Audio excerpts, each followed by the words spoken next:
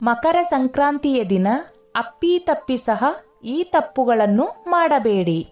ವರ್ಷದ ಮೊದಲ ಹಬ್ಬವಾದ ಮಕರ ಸಂಕ್ರಾಂತಿಯಂದು ನೀವು ಸೂರ್ಯದೇವರ ಆಶೀರ್ವಾದವನ್ನು ಪಡೆಯಲು ಬಯಸಿದರೆ ಈ ದಿನ ನಿಮ್ಮಿಂದ ಅಪ್ಪಿತಪ್ಪಿಯೂ ಕೆಲವು ತಪ್ಪುಗಳಾಗದಂತೆ ಎಚ್ಚರ ವಹಿಸಿ. ಮಕರ ಸಂಕ್ರಾಂತಿಯಲ್ಲಿ ಸೂರ್ಯದೇವರ ಆಶೀರ್ವಾದಕ್ಕಾಗಿ ಈ ಕೆಲಸಗಳನ್ನು ಮಾಡಿ. ಪೌರಾಣಿಕ ನಂಬಿಕೆಗಳ ಪ್ರಕಾರ ಮಕರ ಸಂಕ್ರಾಂತಿಯ ದಿನ ಮುಂಜಾನೆ ಪುಣ್ಯ ನದಿಯಲ್ಲಿ ಸ್ನಾನ ಮಾಡಿ ಎಳ್ಳು ಬೆಲ್ಲವನ್ನು ನೀಡಿ ಒಳ್ಳೆಯ ಮಾತನಾಡಿ. ಜೊತೆಗೆ ನಿಮ್ಮ ಕೈಲಾದ ಮಟ್ಟಿಗೆ ಅಗತ್ಯವಿರುವವರಿಗೆ ದಾನ ಮಾಡಿ. ಇದರಿಂದ ಸೂರ್ಯದೇವನ ಆಶೀರ್ವಾದವನ್ನು ಪಡೆಯಬಹುದು.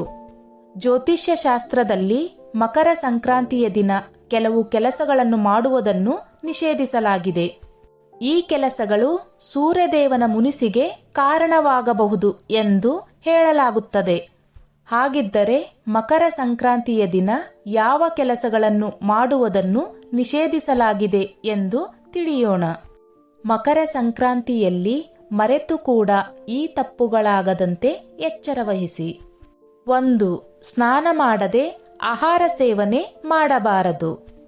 ಮಕರ ಸಂಕ್ರಾಂತಿಯ ದಿನ ಸ್ನಾನ ಮಾಡುವ ಮೊದಲು ಯಾವುದೇ ಕಾರಣಕ್ಕೂ ಆಹಾರವನ್ನು ಸೇವಿಸಬಾರದು. ಇದು ನಿಮ್ಮ ಆರೋಗ್ಯದ ಮೇಲೆ ನಕಾರಾತ್ಮಕ ಪರಿಣಾಮವನ್ನು ಉಂಟು ಮಾಡಬಹುದು.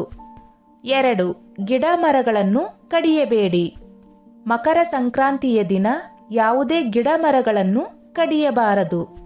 ಧಾರ್ಮಿಕ ನಂಬಿಕೆಗಳ ಪ್ರಕಾರ ಈ ದಿನ ತುಳಸಿ ದಳವನ್ನು ಕೂಡ ಕೀಳಬಾರದು. ಇದು ಜೀವನದಲ್ಲಿ ಪ್ರಗತಿಗೆ ಅಡೆತಡೆಗಳನ್ನು ಸೃಷ್ಟಿಸುತ್ತದೆ.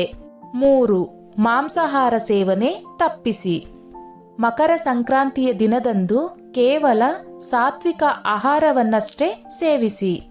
ಈ ದಿನ ಯಾವುದೇ ಕಾರಣಕ್ಕೂ ಮಾಂಸಾಹಾರ ಸೇವಿಸುವುದನ್ನು ತಪ್ಪಿಸಿ. 4. ಮದ್ಯ ಸೇವನೆ ಮಾಡಬಾರದು. ಹಿಂದೂ ಧರ್ಮದಲ್ಲಿ ಮಕರ ಸಂಕ್ರಾಂತಿಯನ್ನು ಮಂಗಳಕರ ದಿನ ಎಂದು ಪರಿಗಣಿಸಲಾಗಿದ್ದು ಈ ದಿನ ಮದ್ಯ ಸೇವನೆಯನ್ನು ತಪ್ಪಿಸಿದರೆ ಒಳ್ಳೆಯದು. 5. ಅತಿಥಿ ಸತ್ಕಾರ.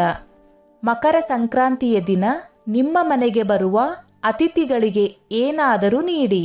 ಅವರನ್ನು ಯಾವುದೇ ಕಾರಣಕ್ಕೂ ಬರಿಗೈಯಲ್ಲಿ ಕಳುಹಿಸಬೇಡಿ.